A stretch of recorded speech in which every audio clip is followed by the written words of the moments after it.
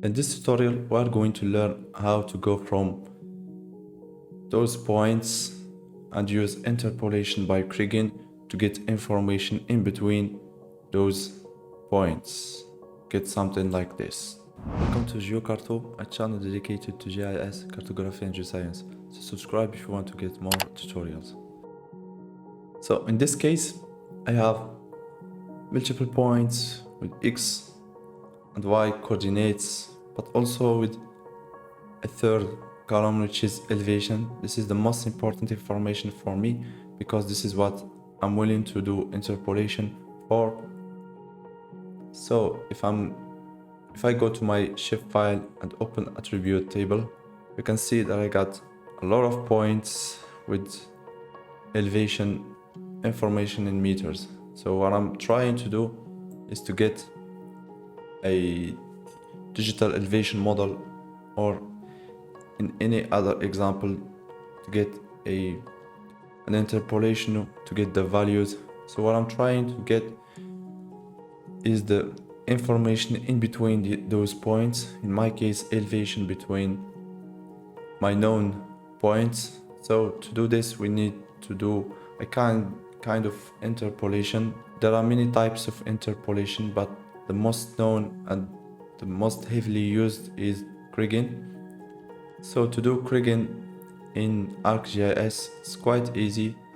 Just click on this button, the search button, and type in Kriging.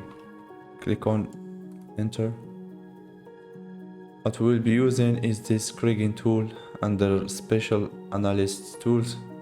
So you will get this tab. For the input point feature, we will use our shapefile. Just drag your shapefile directly into this tab and wait until ArcGIS uploaded the shapefile. For the Z value field, this is the information that we want to interpolate. In my case, it's elevation. Here you can specify where you want to save your output. For the Kriging method, I will let it to default, ordinary. For the other parameters, I will just set them to default. Then I will click on OK. So now ArcGIS is calculating, is doing interpolation. So here we go, we got our interpolated file.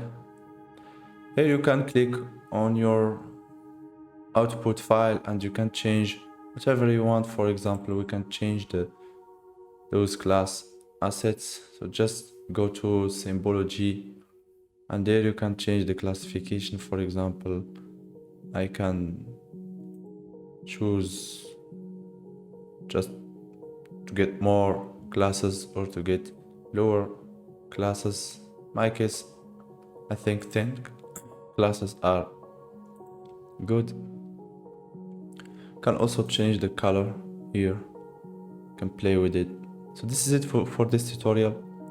We started with this simple shapefile containing elevations and we got our final interpolated file using the Kriging method. Thanks a lot for watching and subscribe if you want more tutorials.